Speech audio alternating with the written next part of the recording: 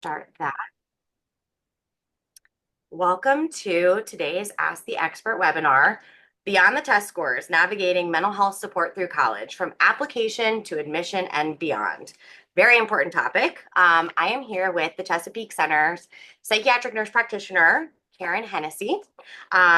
I'm just going to do a little bio and then I'll pass it over to Karen. So Karen has worked with children, adolescents, young adults, and parents for over 30 years. She received her Bachelor of Science degree in nursing at Villanova and her master's degree in pediatric and adolescent primary care at the University of Maryland, followed by a fellowship at St. Jude Children's Cancer Hospital. She later received a postmaster's degree as a psychiatric and mental health nurse practitioner at the University of Cincinnati. In addition to working at Chesapeake, Karen serves as a psychiatric nurse practitioner at a local university health center where she provides mental health support to college students. In this role, she's gained a deep understanding of the unique mental health challenges that college students face, which we'll talk about today. And this firsthand experience has fueled her passion for helping parents prepare their children, particularly neurodiverse students, for the emotional and psychological demands of college life.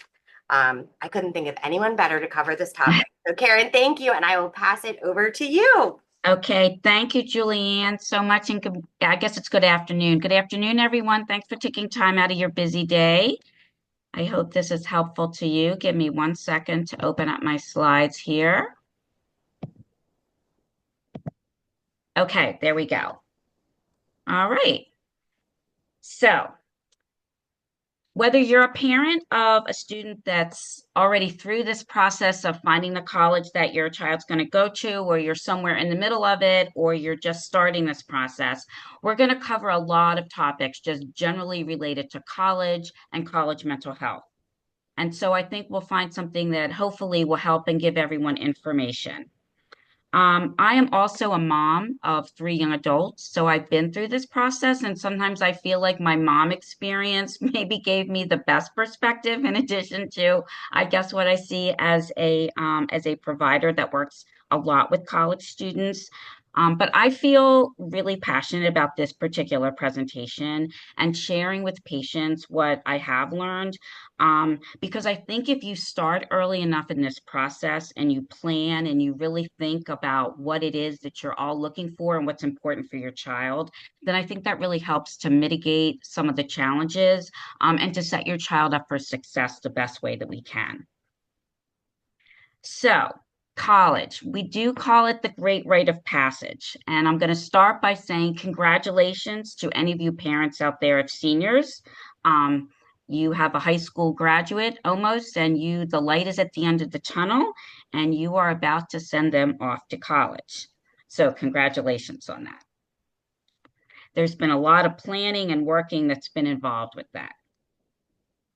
So let's talk about what we think college really represents. And everybody has their own, ideas and dreams and hopes for what college looks like for their children. And to be honest with you, we've probably all been thinking about this since they were very little. Okay. And definitely as they proceeded through their academic experience in school, everything's kind of been leading up to this getting into college. So, what does it represent, I think, in a general way?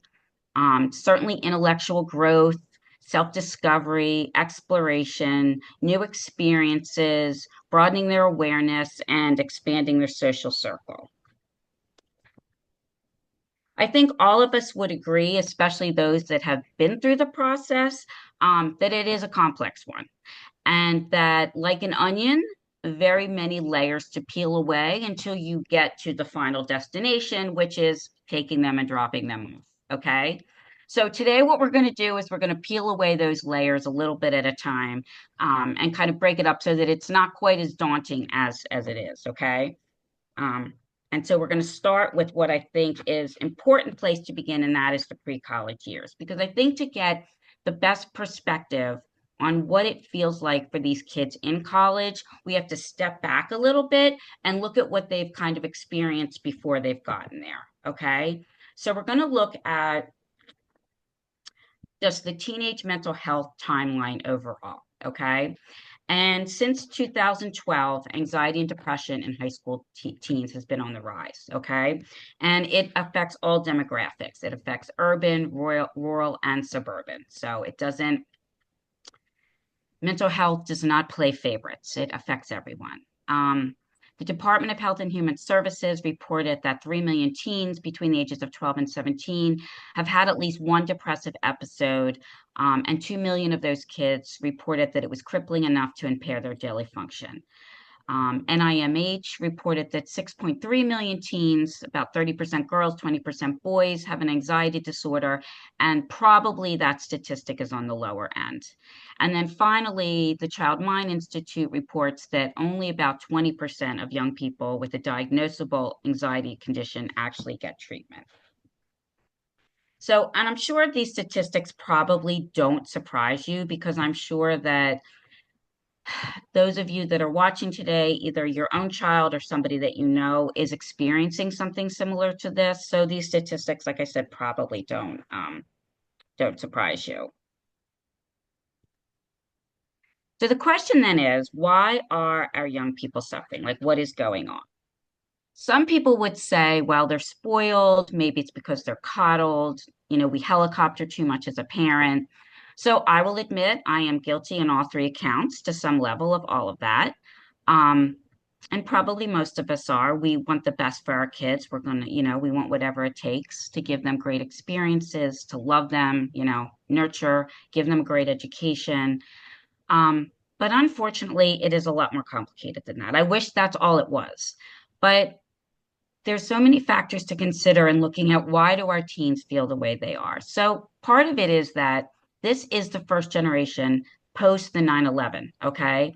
So they have navigated really from the time they were very young in a climate of national and economic insecurity, okay? They don't know a time when school shootings didn't occur, terrorism wasn't part of the news, okay?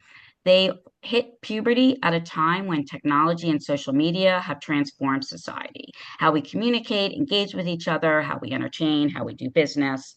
And that this hyper connectivity has resulted in a national thicket, is what they call it, of internet drama. Okay. Our kids really don't know the difference between the real and the online world. Okay.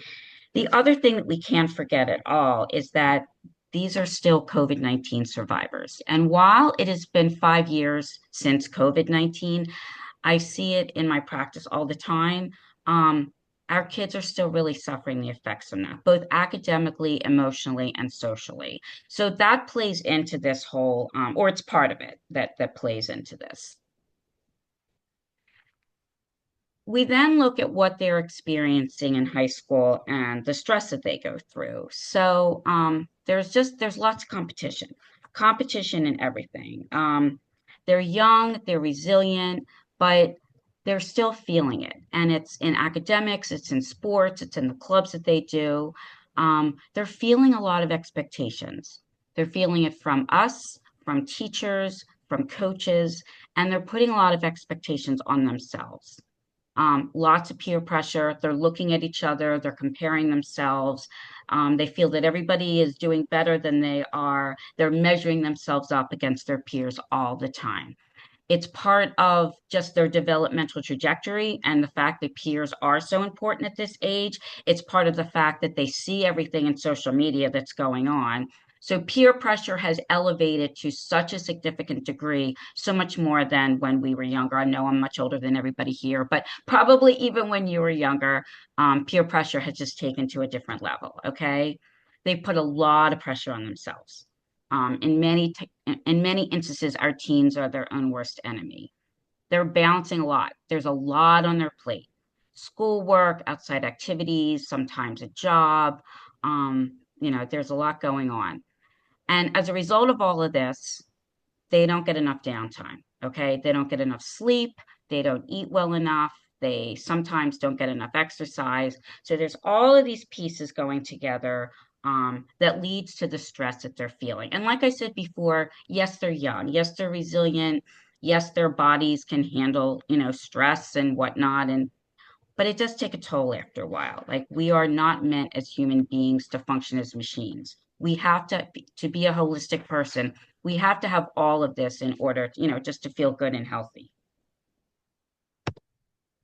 I like this quote because I think it kind of summarizes basically what I've just been trying to say in the past couple of slides. And that is that being a teenager today is a draining full-time job that includes schoolwork, managing a social media identity, worrying about your career, your climate, sexism, racism, you name it.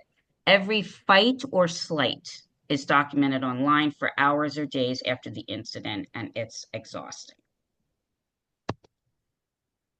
So, when our high schoolers get to their junior year, that supposedly is maybe the official beginning of the college process. Okay. I'm going to tell you, though, that that's actually changed a little bit. And while junior year is maybe technically the beginning of it, I am having middle schoolers telling me that they are worried about getting into college. Okay. And definitely freshmen are telling me that.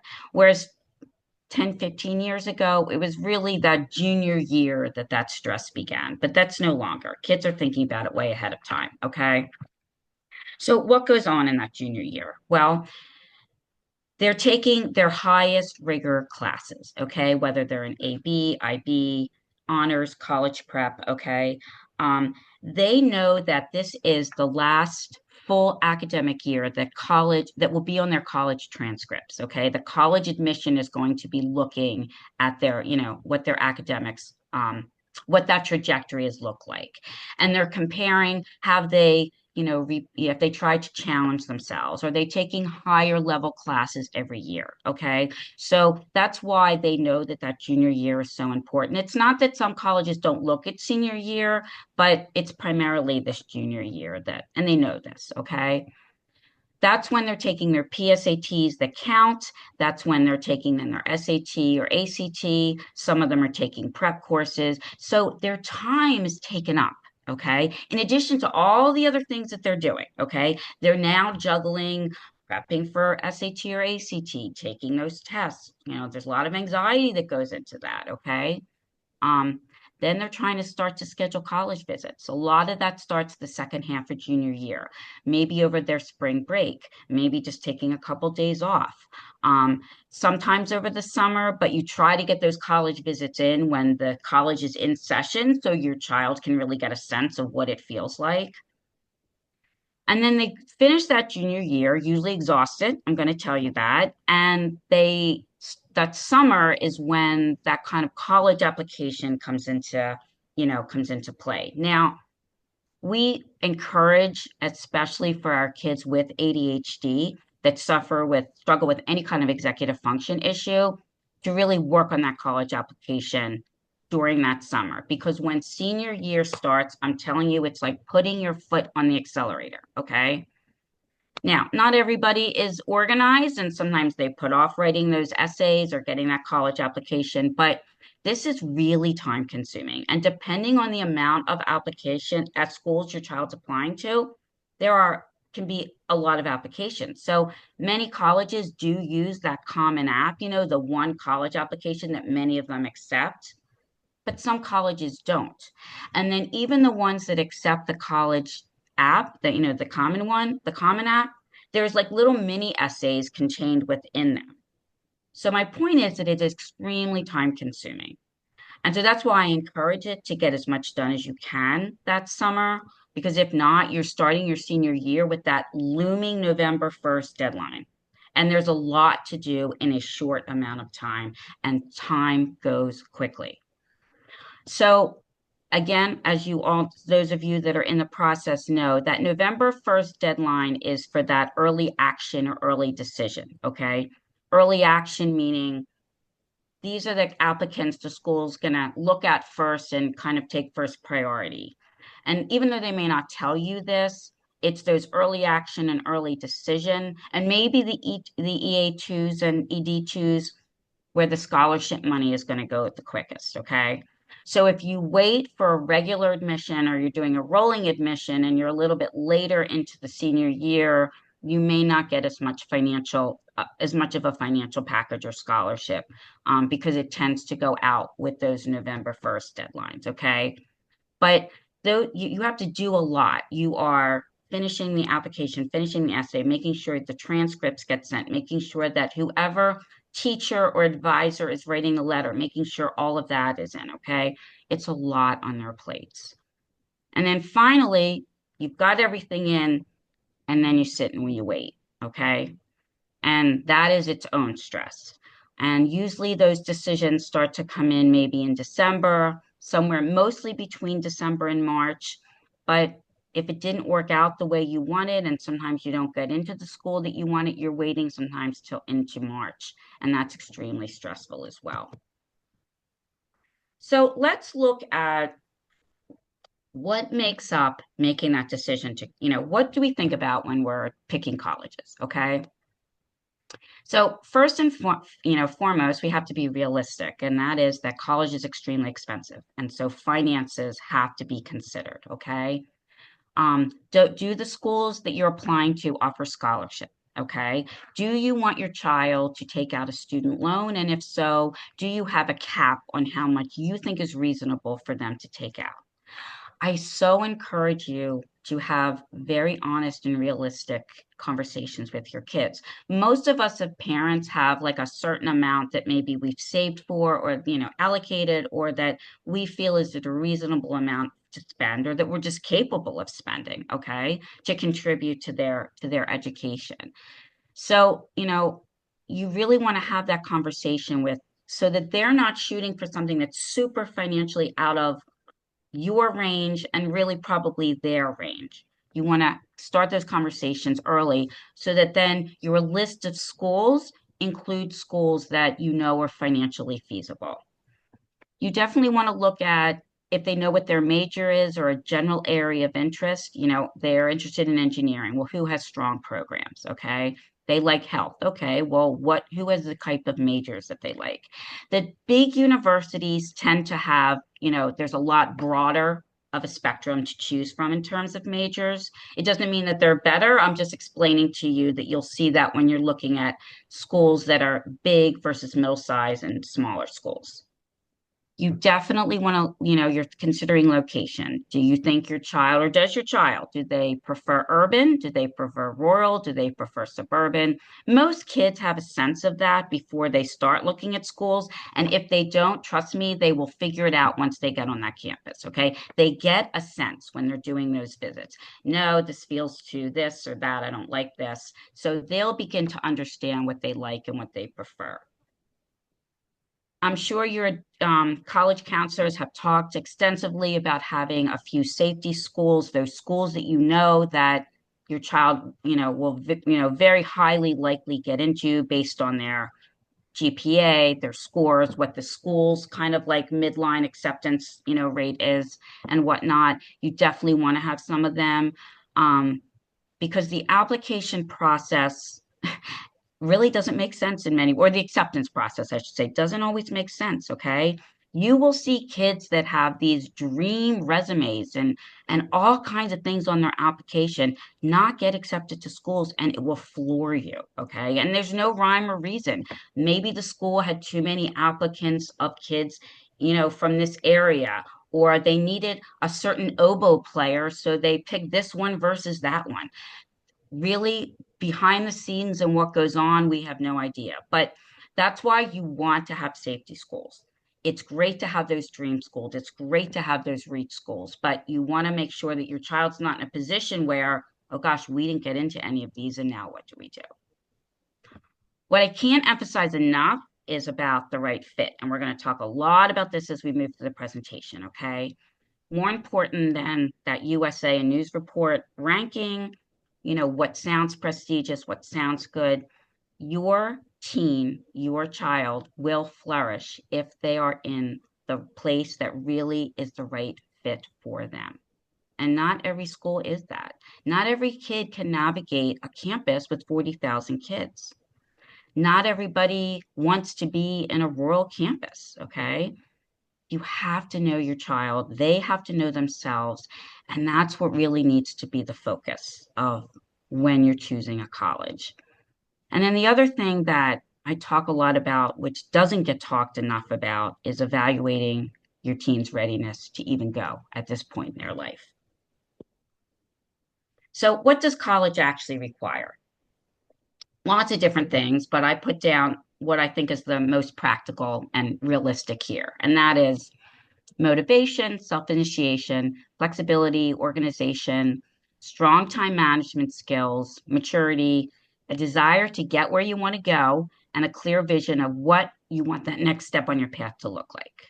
Now, when we look at all of this, okay, what population of students do we think would find those factors most challenging?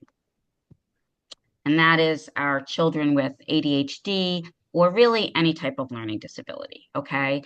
Now, for the sake of this presentation, I'm not going to go into a big physiology lecture on what ADHD is, but this part is important and I wanted to emphasize this. Okay. We know that ADHD is a deficiency in two primary neurotransmitters, dopamine and norepinephrine. Dopamine has to do with motivation, pleasure and reward center, which is why our kids love those video games, and attention. Okay. Norepinephrine is associated with memory, learning, and alertness. So deficiencies in either or both are going to impact this. Okay. We also know that it's a dysfunction in the signaling that leads to disruption in the relay of messages between neurons, and that the maturation of certain dopaminergic neural pathways appears to be delayed in children and adolescents with ADHD. So, why is that important? Because ADHD has been linked to a developmental delay. Okay, it has nothing to do with your child's natural intelligence, nothing at all. It just shows that the rate of their emotional development is about 3 years behind or 30% slower than compared to their peers. Okay. They just, some of these natural sorts of skill levels that their peers, comes more naturally and more quickly. They're about 3 years behind. So what you have to think is my child may look like they're, 19, they have a beard, they have, their voice is deep, or my daughter is, but maturationally they are behind. So you have to take that into consideration when you're making this decision about college. Okay, so how do these ADHD symptoms then, okay, what we just discovered or talked about, what does that translate to college life? Okay. Well, we all know that ADHD is a disorder of inattention, okay, and a difficulty with focusing. Well, when you go to college, you are required to attend long lectures and you have long reading assignments. It's associated with low motivation. So these kids, they do this in high school too. But it's a bigger issue in college. They have difficulty starting assignments, and because attendance is not always mandatory in college, they're not always motivated to attend class. They struggle with working memory, so that translates to difficulty with retaining large amounts of information. Their processing speed can be lower, so it takes them longer to read. It takes them longer to do these long assignments. Okay, and we all know some kids with ADHD are impulsive. So college is, a great landscape, a great place where there's lots of temptation for risky behavior. Okay. How else does it translate to college life? Well, our kids with ADHD struggle with their executive function skills, okay? They really have difficulty with organization. They have a hard time synthesizing information and organizing it to construct and write papers, especially papers that require a higher level of critical thinking, okay? It doesn't mean that they can't think at the high level. It's the process of getting that information from their minds and onto paper, okay? They struggle with prioritizing. So basically, they have no idea where to begin. Okay. And the more that they have to juggle and the more behind they get, the more overwhelming it becomes. They definitely struggle with time management. They misjudge how long it's going to take an assignment to do. Okay. How long it's going to take how to write a paper, or how long studying might take. Okay. They tend to overschedule. They think they can get all this done, and then they realize they can. They get very overwhelmed. And then that's when their mental health starts to take a toll. And to get back to kind of just like the whole time management, what I often see, in my practice is that they'll come in and they'll tell me, well, I have a, 10-page paper to write and it's due tomorrow and I haven't started it.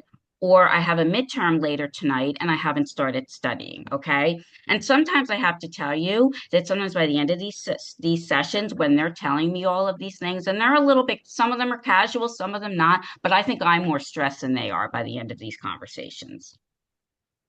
So, what else makes college life hard for kids with ADHD? Okay.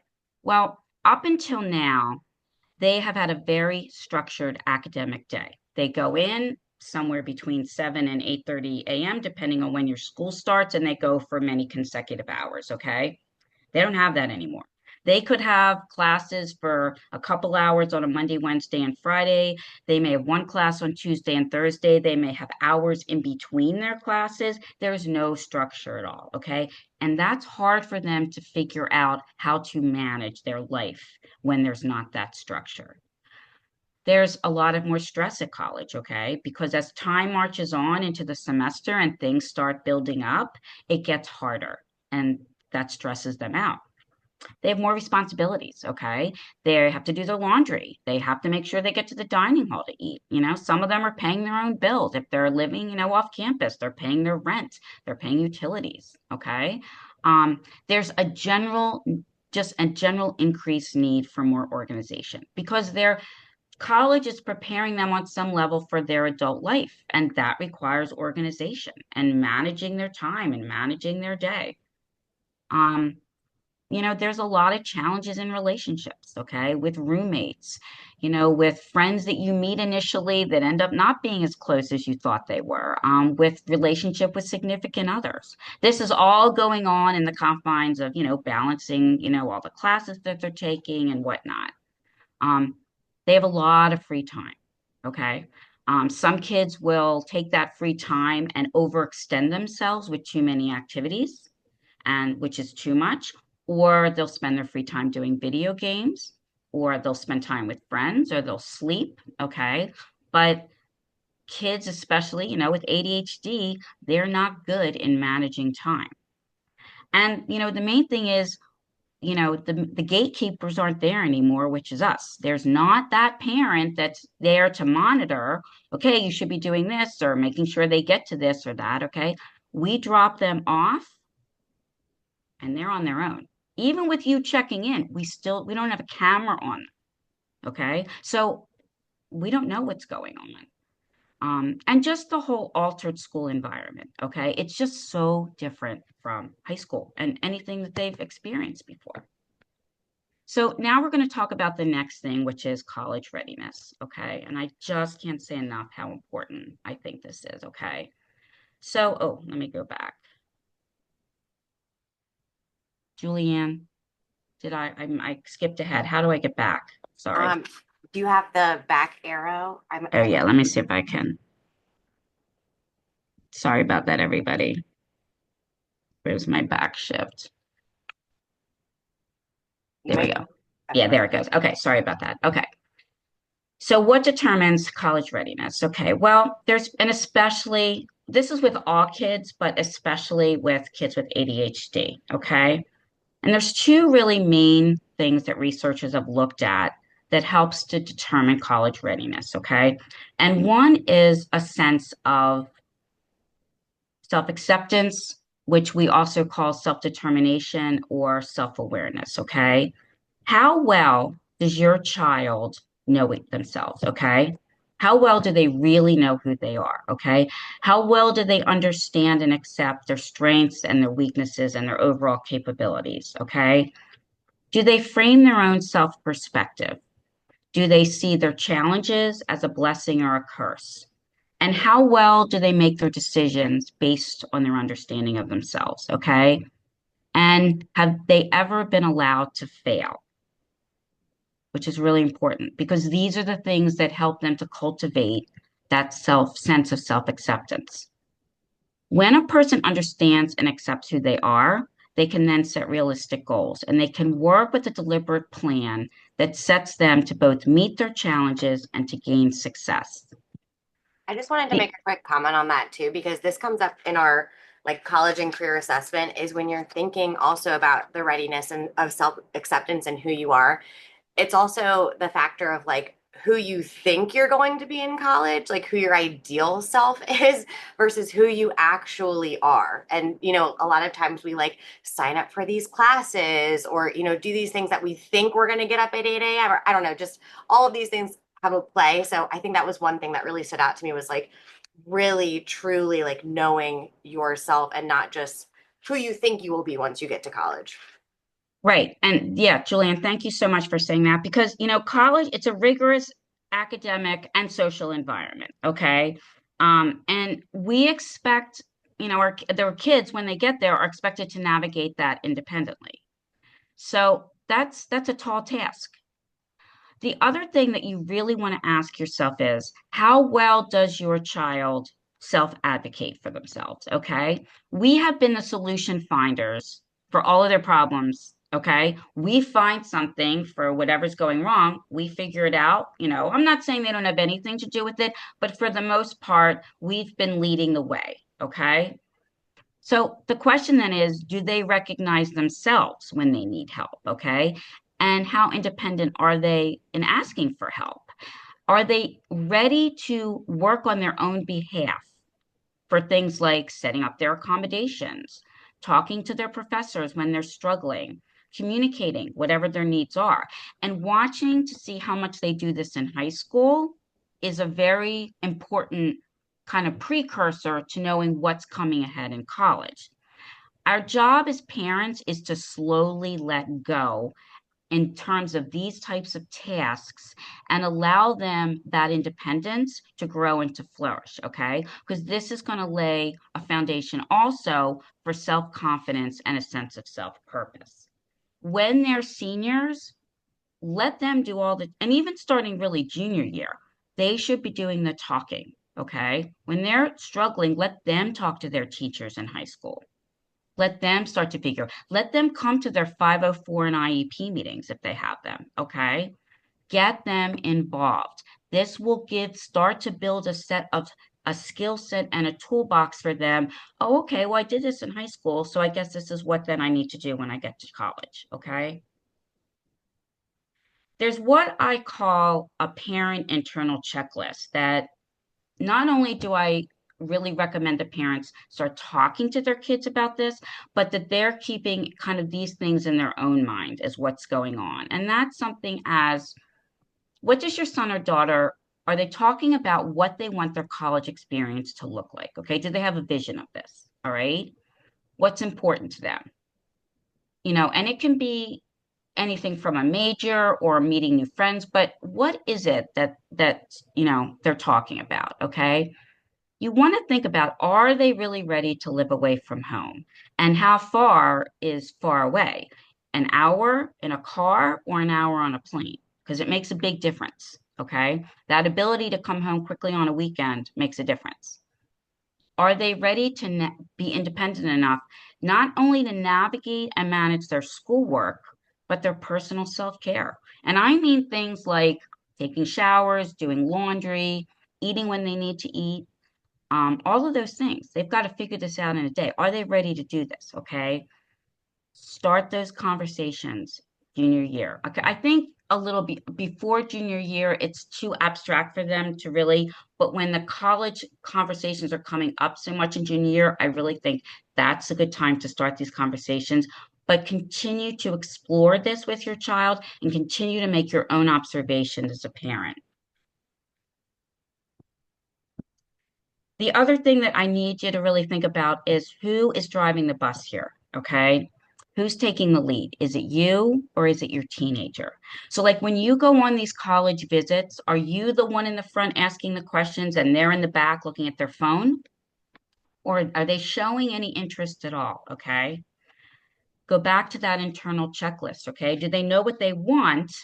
So, therefore, they're interested and they want to know more about the college that they look at, okay? Do you see more excitement or do you see more avoidance as you're moving through each step of this process? So in that time frame between junior and senior year, what are you observing, okay?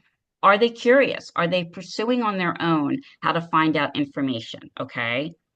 And does your teen appear anxious or depressed when talking about college? Because it's completely normal for them to feel nervous and overwhelmed and doubtful at any part along this process. I mean, we feel the same way too, right? It's daunting, no doubt about it, okay? But what I want to emphasize is if that temperature line, you want to do a thermometer read. That's what I call it, a thermometer read, okay?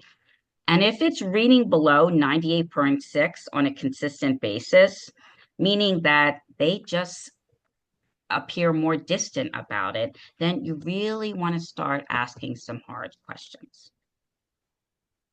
Is college the logical right step? Okay. And the reason you want to ask this is because it's a huge financial and emotional investment. Okay. And so you really want to think it through. Okay. There are emotional consequences when, we do the best we can when our kids pick their schools. Sometimes it doesn't work out. And that's just normal and, the way that it happens. But overwhelmingly, if it's just because they weren't ready to go, but they went anyway, there's a strong sense of shame, a lot of anxiety, depression, guilt. Their self-esteem takes a hit, and so does their self-confidence. And I see this all the time. Okay. So even though they're in their schools and everyone's talking about this as the next step, okay? It's okay to look at other options and think about other options, okay? These things, nobody talked about these things definitely 20 years ago, started to maybe 10 years ago, but we're talking about it a lot more now. Take a gap year if you need to, if your child needs to, okay? Not a gap year that they're going to sit around and play video games, okay? I don't mean that. Maybe they'll work or they'll volunteer or they'll have a traveling experience that has an educational purpose to it or they'll take classes and work, okay? There are gap year programs. Some, kids decide that the best step for them is to pursue their associate degree first and then transfer to a four-year college. Some kids just decide college doesn't interest in and they're more technically, inclined and that's what they want to do. Okay. The important thing is that you want to match interests, strengths, and talents in planning their option. Okay. The hope that you have for your child, that's not a plan. Okay. And it can backfire. So, as hard as these questions are, and sometimes maybe go against what the dream that we had originally, it's so important that we think about it. That was such a powerful statement. Thank you. Yeah, but it's so true because Yeah. I've seen the other end of it and it's not pretty. Yeah. And so, yeah. And this is something we definitely don't want. Okay. Good news, mom. I was accepted to the college of your choice, right? You really want it to be about what they want. Okay. So I bring this up again. I'm repeating this slide because it's going to lead in, remember, this is what college requires, okay? And the reason I bring this up is because there's a growing trend now in not a four-year graduation rate, but a six-year graduation rate, okay? It's up to about 50 or 60% of kids are taking longer to graduate, okay? Um, and that trend is growing. This was, kids that started in 2014, and it took till 2020. And you can see across the board, it was that, the statistics were higher at the private colleges versus, all institutions or the public. But it is a growing trend. The other thing, that, again, what was interesting in looking at what's going on with this six-year graduation rate, it tends to be higher in those schools with a more selective acceptance rate. So probably the harder the school, those schools tend to have taking the longest to graduate. Now, not for everybody, but this is definitely a growing trend. So when you're thinking of your dollars and you're thinking of those decisions, you wanted to keep this in mind. So the question then is, okay, well, why is this happening? Okay, well, lots and lots of different reasons. Okay. Sometimes the college that the kids pick, they don't like it for a myriad of reasons and they change schools. And sometimes credits don't always transfer from one school to another. Okay. Sometimes they change majors. That happens frequently. Very few 18-year-olds really know what they want to do, or they think they're going to like something and then they get to it and they hate it, or it's just too rigorous and they have to change. But then you sometimes can lose credit hours in that. And so it takes longer to graduate. Lots of withdrawing from classes. Kids withdraw if they're not doing well and they don't want that GPA to, be affected by that D or F. They'll withdraw from the class. Um, Kids are more and more kids are taking semesters off for both academic and mental health reasons. If they're put on probation, sometimes they take that academic semester off. And if they're really, where I work at, at a college mental health, if they're not doing well mentally, we recommend that they take the semester off and, because their mental health is the priority, and then come back when they're feeling better. Sometimes kids just can't get into the classes that they need to. So they have to take it the next semester, or sometimes the class isn't offered again for another year. And that pushes things back. Um, sometimes they're taking fewer credits per semester, which isn't a bad thing. And especially for your child with ADHD. And it's something you really want to talk to them about, being realistic. Not everyone can handle a 15 credit workload, especially those first 2 semesters when they're starting out and they're just figuring college out. Okay. I always say take a lighter load that first semester and maybe that first year. You can make up credits maybe in a winter term or on the summer, or it does sometimes take an extra semester to graduate. But if their mental health is intact because they're able to manage it better, I think that's worth it. And then sometimes if they are coming from other schools, credits just don't transfer. The bottom line, though, for all of this is that there really is. It's a lot of anxiety and stress with all of this. So that's what's going to lead to the next thing, which is just what is going on with kids and college mental health. Because it's gotten a lot more headlines in the past 5 or 6 years. Okay. And these are some of the things I've taken from different newspapers. Okay. Um, the college mental health crisis, depression on campus. These are some of the things that we're seeing. Okay. These are the statistics that we're seeing. Okay. And this was taken almost 100,000 um, United States students across 133 campuses. Okay. So, and at this point, I would say, because these were the most current statistics, but by now they're a couple years old. And probably this did not capture COVID effects yet. So I'm going to, surmise that these percentages are higher. But, at the time, 44% of students were depressed, 37% were anxious, 15% had reported seriously considering suicide. Okay. And that was the highest statistic in the history of this particular study or survey. Over a third of them said that they were having one or more therapy counseling sessions in 1 year. And this was an increase of a third from the prior year. Okay. And only 40% of them thought that their school was doing enough to support mental health. I can tell you now for sure that the college landscape has changed considerably. Okay. College mental health is no longer just about adjusting to college, a breakup with, significant other, or about like your grades tanking. Okay. There are a lot more serious and psychological problems that are going on. We're seeing a lot more trauma, a lot of substance abuse, gender confusion, discrimination, disabling levels of anxiety. I mean, really debilitating anxiety, profound hopelessness. These kids are feeling hopeless starting from the beginning. They're worried about finding jobs, what they're going to do with their life and their future. I mean, I'm hearing it in high school kids too, but I'm definitely hearing it in college, especially the more they get closer to their senior year. And very sadly, we are seeing higher rates of suicide. I also can't underestimate enough about just the whole psychological sequelae that goes from transitioning from home to college, because it's so underestimated. There's so much time that's addressed to the getting into college, which I understand that, and all that goes along with that, and not enough is talked about. Okay, but what does that transition look like? Okay, this is their first big gulp of freedom. Okay, but that freedom comes with things such as a lot of academic stress. For some kids that are putting themselves through school, taking out loans, a financial burden. Okay. Kids are meeting other kids very different from kids they know or where they, were raised, and all kinds of different experiences. Okay. Different upbringings. Okay. They're living in a strange place with strangers. They are really afraid of mass shootings. Every time there's a mass shooting on a college campus, we get more kids coming in. So much their anxiety is so escalated.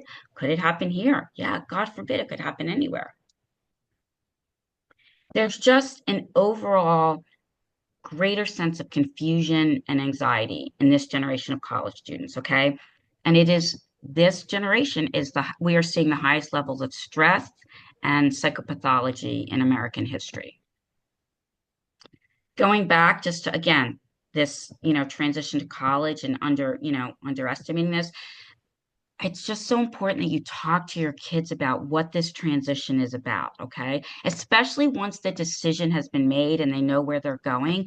Kind of let's start focusing on this, okay? What's this going to look like? Because there may be a honeymoon period, but it's over. It ends, okay? And that's usually about after the first month, 4 to 6 weeks, okay? But, they've lost the familiarity. They're living in a new room. I mean, even a new bed. Okay. They're not just walking downstairs to get dinner. They have to go out the door and walk somewhere to get dinner. Okay. They're just away from home and sometimes they're homesick. Okay. They have to make new friends. And it's a lot more stressful if you're going to a new school and you know no one. I think the schools where that's the hardest transition, if your child is going to an out of state school, okay, because if you're going to an out of state school, there are many kids from that state that know each other, okay, because like if you're going to Maryland from New Jersey, you're meeting a lot of kids go to Maryland from Maryland. So some kids go kind of already with the group. You may be coming to an out of state school and you know absolutely no one in the school is huge. I've seen the biggest struggle with in that situation. Okay. Classes are a lot more challenging. It's just harder. College is harder. And that workload really starts to build up after that first month. Um, they're figuring out different schedule, structure to their life. And you know what? The reality is you may not like your roommate, and you got to figure that out. So just a couple other, we'll go through this quickly, just in giving you the sense of what, mental illness on college campuses today. This was through NAMI. 1 in 4 college students has a diagnosable illness. 50% are experiencing anxiety. 40% don't seek help. 80% feel overwhelmed by responsibilities. 73% of college students live with a mental health condition and had a mental health crisis on campus.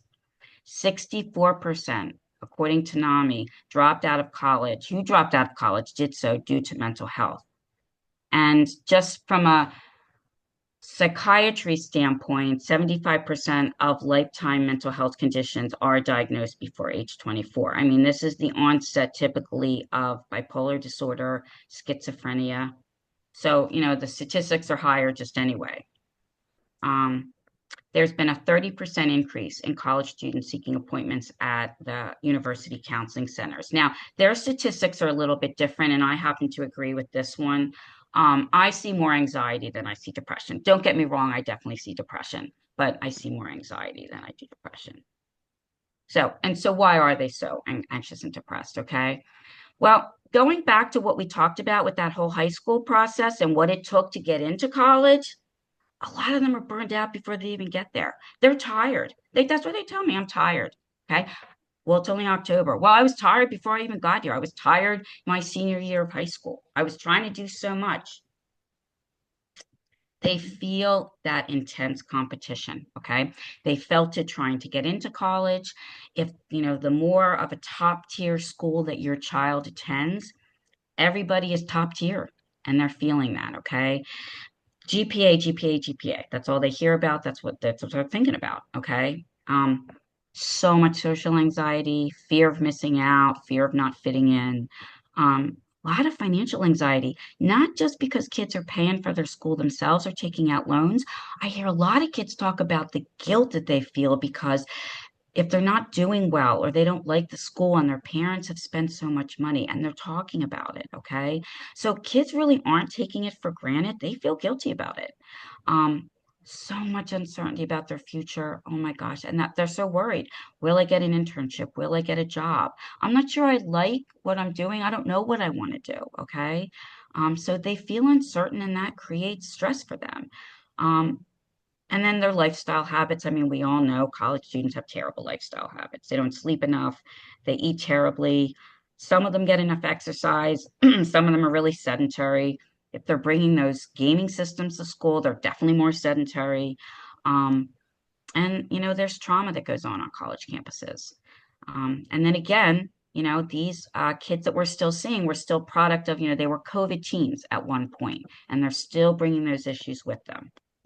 I just want to make a quick comment because Karen, you're in such a unique position as a sounding board for these students that come and see you, and kind of how they're having conversations with you that they aren't even really comfortable necessarily talking to their parents about. So even the discussions about the shame and the guilt and the importance of, I guess, talking to your child before going to school about these things, like in a way that's not necessarily setting them up for, feeling like this is going to happen. But I mean, I know that there's been some students that have literally dropped out and stayed on campus all semester without telling their parents because of Yes. that shame. So just, I don't know if you had any other thoughts on that of just, No, that's a great, I mean, yes, I had actually had several of those kids in the fall, and there really is no, which we'll talk about in a little bit, but there's really no way for a parent to necessarily know that. I'm not legally able to share that with a parent unless the student gave me the permission to do so. Um, but telling parents that they're failing a class, you know, yeah, or they're just doing really poorly, or that they're withdrawing, or that there's no way they can salvage the semester. Yeah. So much shame that goes along with that, and so much depression. And they get into this, they don't know how to fix it, and they don't know what to do, and they're paralyzed by it. They're really paralyzed by it. We're always very appreciative when they come for help because that's the first step, and at least being able to say, okay, we can help you through this, okay? We are going to get you through this. But not everybody comes to get help. And they're actually the students you worry the most about. yeah. The other thing that, you know, and this is an issue, we all know this, okay, as parents, and this goes, it affects our middle school, our high schoolers, our college kids, okay? Um, but how does social media, really impact them in college? But I have kids that spend more time on their social media and phone than physically hanging out with their friends, okay? So they're feeling so socially anxious because a lot of times they don't know how to interact with each other in person, all right? Because it's all this rather than this, okay? When I had a girl come in and she was crying so hard because she had broken up with her boyfriend over texting for 3 hours, okay? And she was crying and she said to me, but like he wasn't even upset. And I said, but how did you really know that? Because you didn't see him, you didn't hear his voice. They lose so much in that, okay? They jump to conclusions, and that adds to their social anxiety, okay? The other thing that happens, okay, a lot is that they're seeing all these pictures on Instagram, and then they feel this pressure and obligation. Oh my God, that fear of missing out. Okay. So then they want to post these pictures so that they look like they're having fun and that their college experience is cool and great and like everybody else's. Okay. Um, and again, that feeling of social exclusion if they feel that, they're not doing what everybody else is doing. So I think like I really like this when I saw this, like when I was doing this and a researcher said this. And I think this is a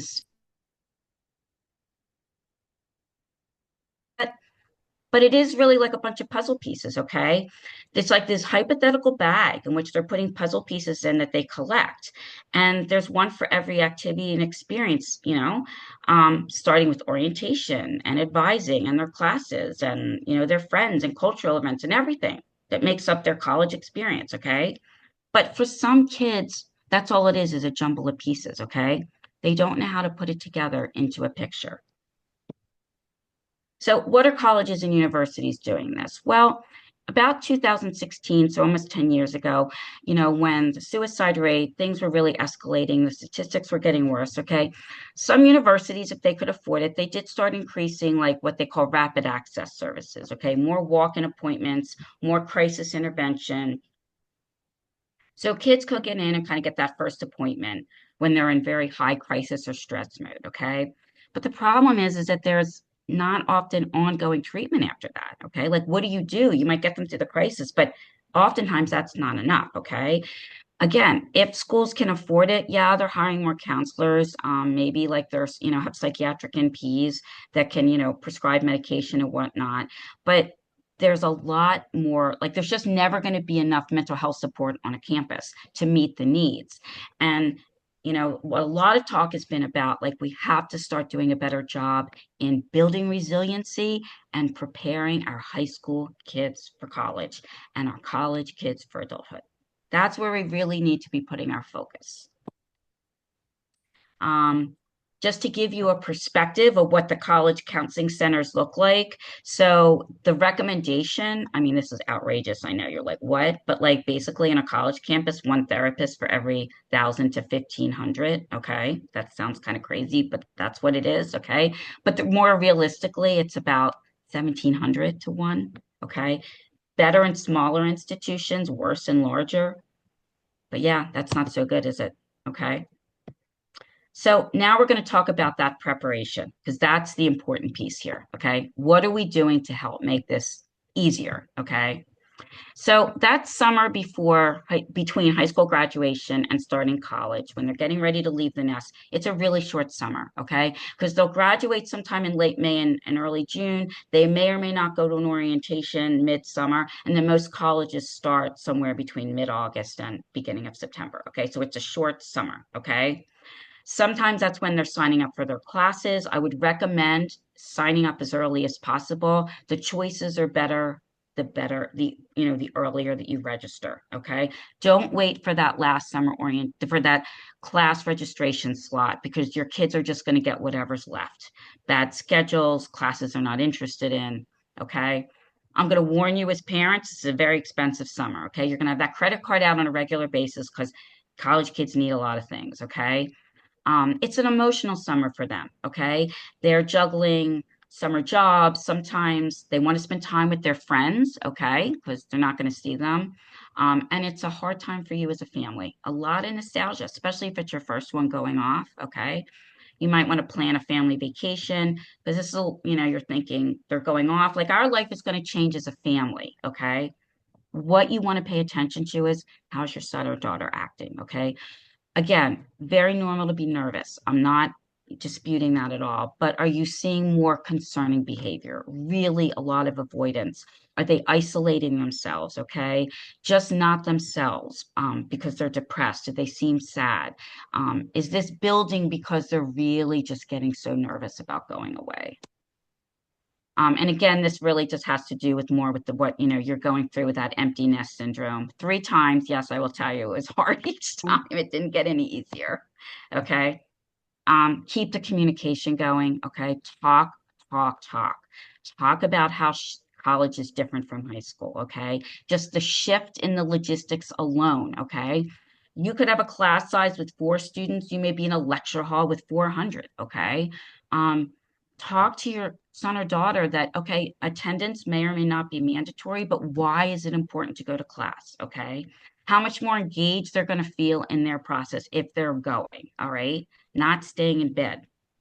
Um, they have to understand that like the whole grading system in college is crazy. Okay. Like your grade may depend on one midterm and one paper. All right.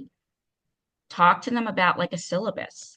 And I highly, highly encourage either have them do it with you or have them do it with somebody, but go through a syllabus at the time when they get them from their teachers and plot those dates on some kind of calendar. I can't tell you how many kids come in to see me and I'll say, at the beginning of the semester, well, what's your syllabus look like for this class? I don't know. They never look at it.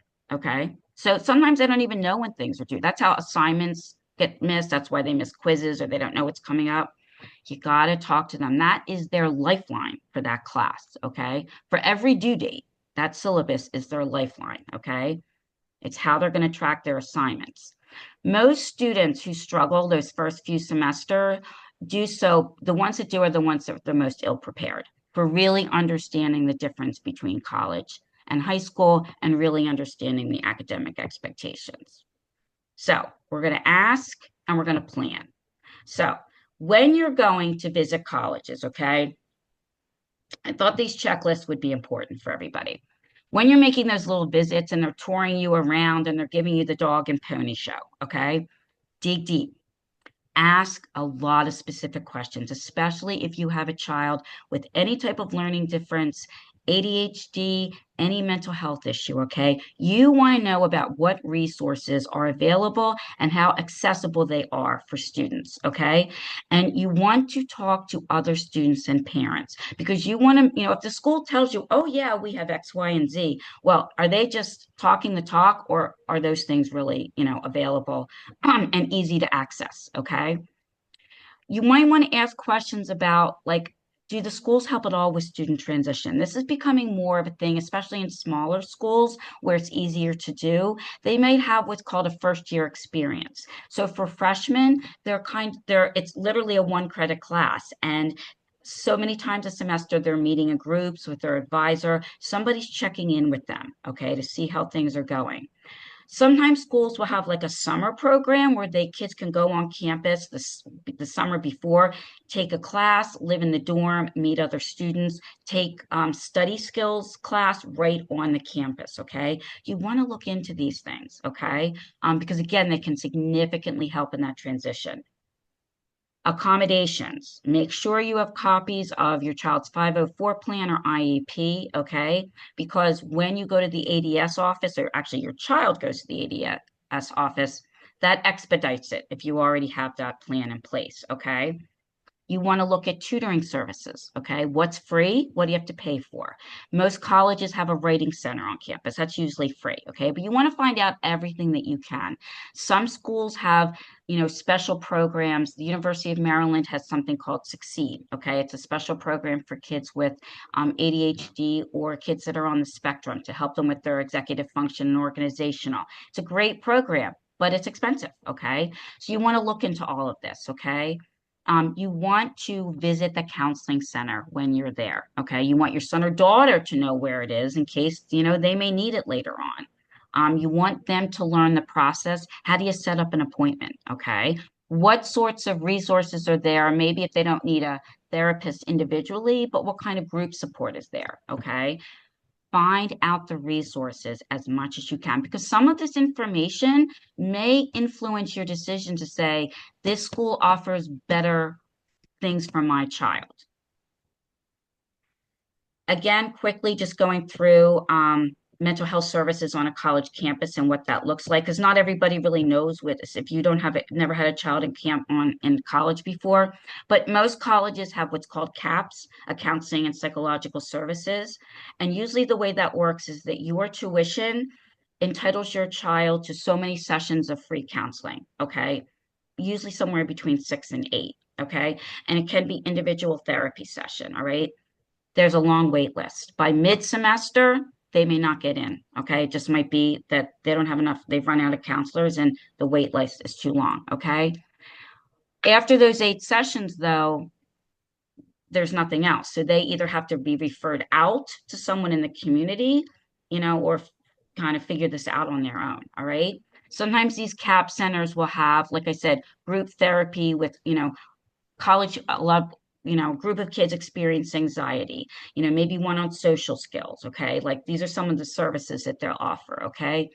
Some colleges offer psychiatric services where your child can get their medication. Others don't. So you're going to have to figure that out. And I'll get to that in a couple of minutes. Right. But this is what you want. You want to learn what the structure of the mental health services are on campus. So now we're going to talk about medical. Okay. If your child is on any type of medication, whether it's a stimulant or an SSRI, whatever it is, you want to find out if your current psych provider is going to be able to continue prescribing or do you have to find a local provider? If you have to find a local provider, are there psych services on campus or do you have to find someone in the community? Start early because if you have to find somebody in the community, they fill up quickly. So you can call that counseling center and get names, but I would do this in the summer and have it all set up by the time your son or daughter starts school. Okay. If you have to find a new provider, come with as much documentation as you can just to save time. Okay. Just to let you know, not all college campuses will prescribe ADHD medication. And some of them have their own rules and criteria for doing that. Some will require specifically neuropsych testing. So you want to find this all out and you want to have this all available, okay, to be able to bring your son or daughter to bring with them, I okay? just want to make a quick point on that too. We see so many families that have a neuropsych or any sort of testing and diagnosis report from like maybe middle school, and they've been getting, accommodations in high school, and then they go to apply in college and they require updated testing sometimes.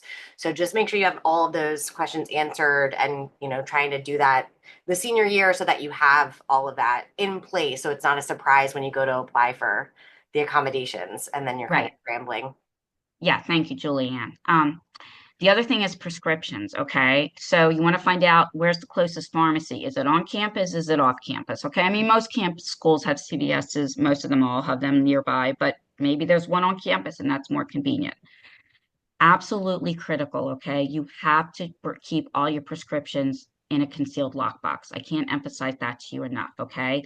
Keep them private. And please tell your son or daughter, especially if they are on stimulants, do not make this public to their friends and peers.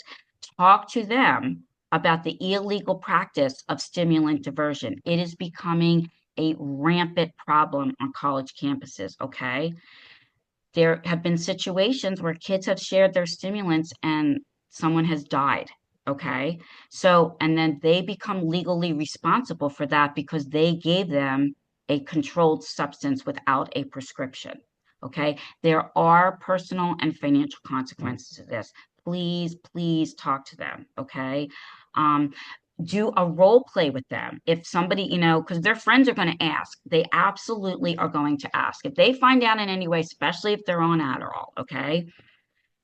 The statistics show that 60% of students with ADHD that have been prescribed a stimulant have shared their medication, okay?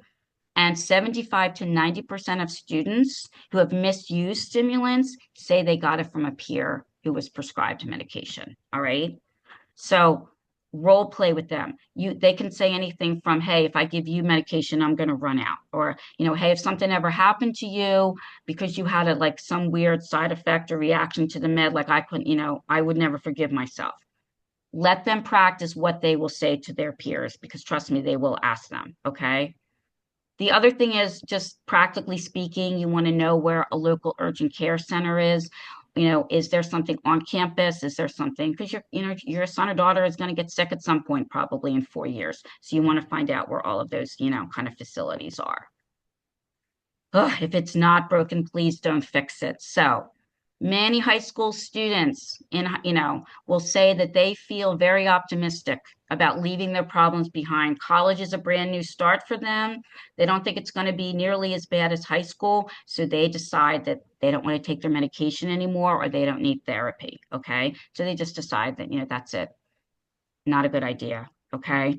Please try to talk to your son and daughter to at least continue it through the first semester and then see how they're feeling after that. Because more times than not, they're going to need to see somebody and resume it. So it's better just not to stop it. Okay, the academic college checklist. Please emphasize to your child they are going to be taking a very deep dive into learning, much, much deeper than they did in high school. Okay. Studying strategies that worked before don't pass the muster in college, especially in those 300 and 400 level classes. Okay. They have to learn new strategies to study, and even kids without learning disabilities. Okay. I've had more kids say, well, I was smart. I just didn't study. I got by. You can't get by in college. You just can't. It's a lot more beyond rote memorization to pass a test. It really is around understanding the material and planning the time to study the material or to write the paper. Okay. What you want to help your son or daughter figure out is what works for them. Some kids do really well with studying if they're in a group, okay? That really helpful. It motivates to them. This body doubling has become much more popular. It helps them to be accountable, and it's being with their friends or even just somebody else, okay? Um, some do better just one-on-one with a tutor, okay? Um, I please have them go talk to their professor or the TA. It's free. It's what you're paying for. Professors generally want to help students. So if they're really struggling, have them go see that professor. The other way that that makes a difference, if a professor really sees that a kid is trying, sometimes if they're right on the edge with the grade, I'm not kidding you, I've really seen them, tip them over into that passing grade or maybe slightly higher grade because they really saw that that student was making an effort. So please encourage them. It's something they never do. I mean, it shocks me, but they just won't do it. It's like you're asking them to cut a limb off when you say, go talk to your professor. Okay. And then finally, ADHD coaching, I can't emphasize that. I think coaching is such an important, um, not skill, what's the word I'm looking for? It's just an important, I'll think of it, important thing to have in order to help you.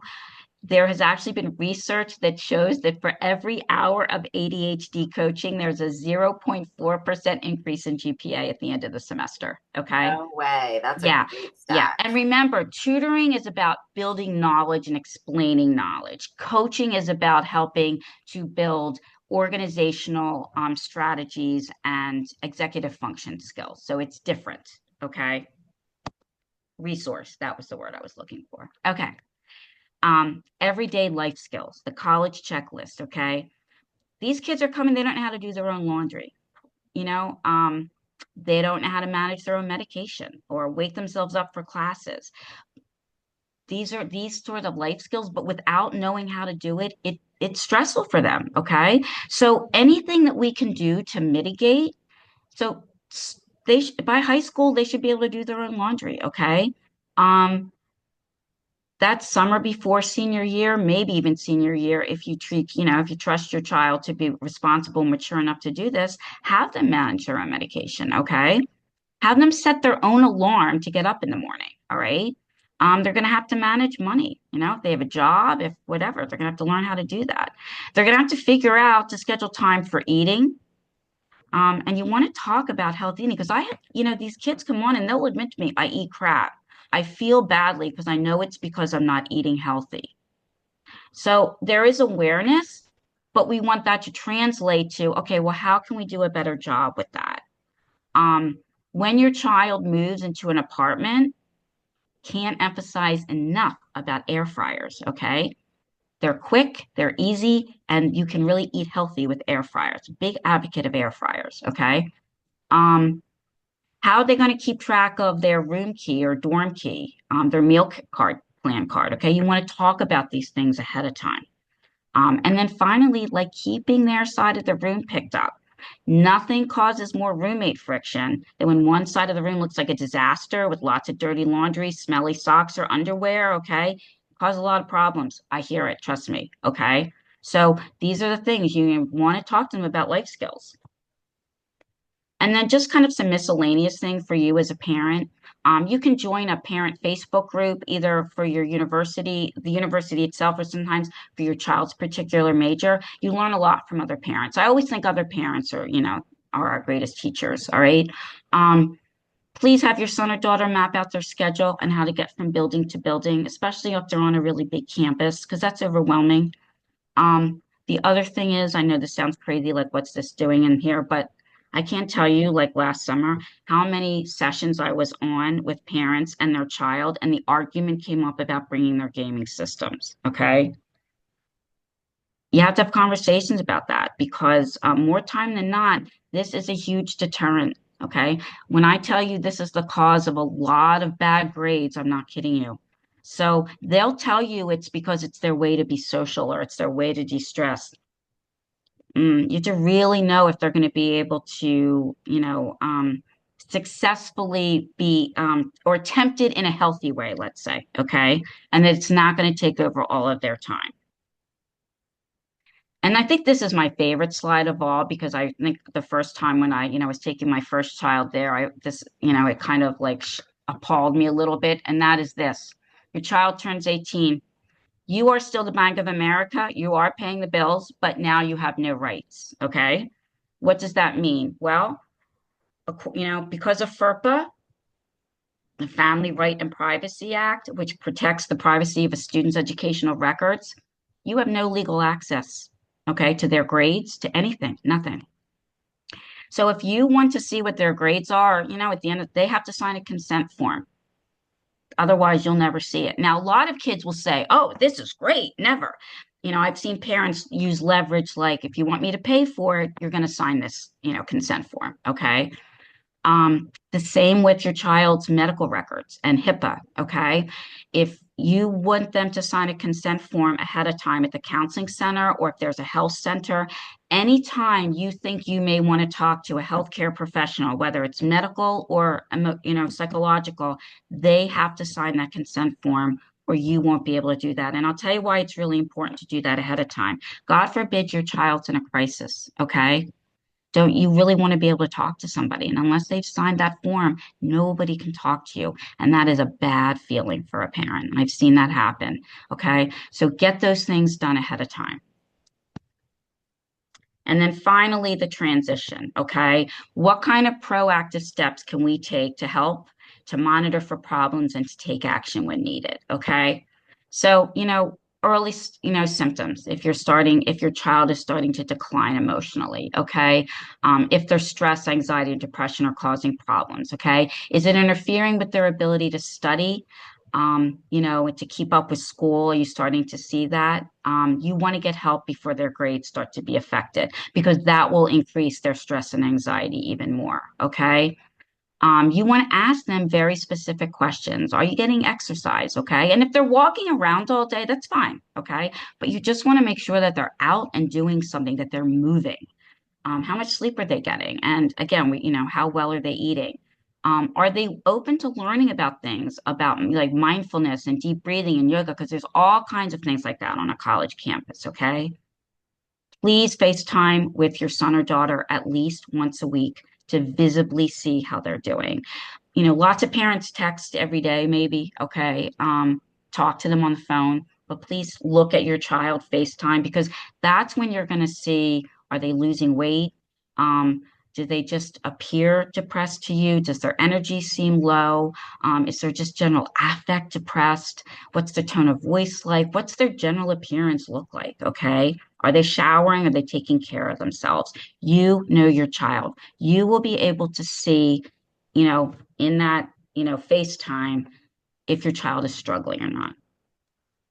And then finally, just some takeaway pearls for this. Okay. I know, because I gave a lot of information, but there's a lot to consider. There's a lot to consider in this whole college process, right? Um, the right fit for your child is more important than anything else, no matter what anybody else tells you. Okay. Pay attention to who's more excited. If your son or daughter is paying attention, dig deep and ask a lot of questions, talk to other students, other people at the school. Please know that it's okay to wait at the end of the day if that's what's best for your son or daughter.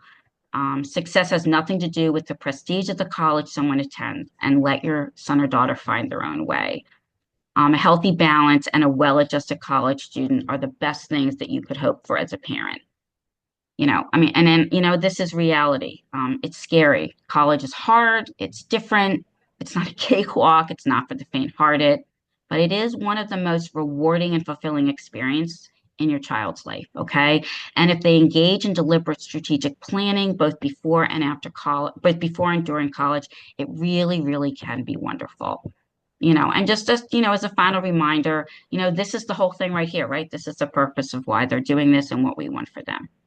So I will stop there. And Julianne, do we have any questions? We do. And thank you guys for staying on. We do have just so much stuff. And that was just such valuable information that you shared, Karen. And I cannot also stress every time you talk about the FaceTiming component and trying to do that weekly, like the tendency to isolate is so strong. Yeah. I think, especially like you said, like 40% of these kids are not even asking for help. And isolation is just one of the biggest things that I know. Like I had friends that struggled with in college. And so, being aware of, even if your child's like missing your calls, or, I love having the setup of we FaceTime every week, at least, kind of beforehand. So, just to ask some questions. So one question we have is, we've been talking with our son about the transition. He doesn't seem ready to go to us, but he's so eager to go out of state. One is closer away and one is 9 hours away. He is determined to go to the farther school. What can we do now? He's a senior and we need to make the decision before May 1st. Yeah, I know that is, wow, that is really hard. I think that you're gonna have, I guess I would suggest making the hard decision at the very end. Who is going to make that final decision, you or them? If you do decide that your child is going to go to that farther away school, maybe what you do then is, in order for that to happen, there has to be some, an agreement made, a real compromise. Okay. If we allow you to do this, this is what's going to need to happen. Okay. In order for us to feel comfortable with you going so far away. And I would put some very specific, communication, access to their grades. If your child has any sort of a mental health or a learning difference, making sure that those sorts of resources are set into place and that they are utilizing those resources. So I think that if you're going to allow them to do that, that you have to put criteria into place. And you might also want to set up we will give this one semester kind of thing to see how it goes. And to see if you can navigate being that far away from home.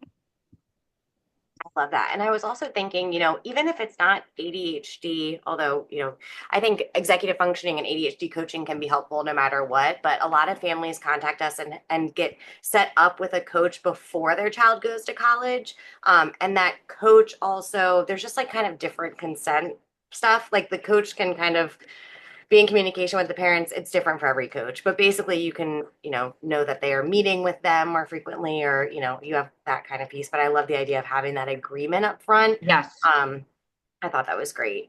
Do we have any other questions? Feel free to ask them in the chat. I think, again, we covered so much information, and make sure your kids also go to their classes that first week. Syllabus week. Yes. Yes. Well, Yes. Yes. people say Yes. syllabus week is a free week of not going to class, that, and it's starting off on the wrong foot. Tell them that's a myth. I tell all my interns that. Um, and okay, yeah, we just had the feedback that we love the idea for a contract for either school. So thank you so much, Karen, and thank you everyone for Yeah. Thank spending you, your everybody, for time. coming. Yes, and we'll follow up and share everything here. If you have questions, you're welcome to email me. You can send it to communications@chesapeakeadd.com. We love to do these Ask the Experts, so let us know if you have other topics. And for any parents who are on here today, I am with you through this process, and know that like Karen said, it's not easy for you either. So just give yourself grace, and some of it is kind of a leap of faith too, a little bit of, we don't know how it's necessarily going to go, but you can do as much as you can to prepare. So thank you, Karen. These checklists will be so helpful. And I hope everyone has a great rest of their day. Thank you again. Take care. Bye.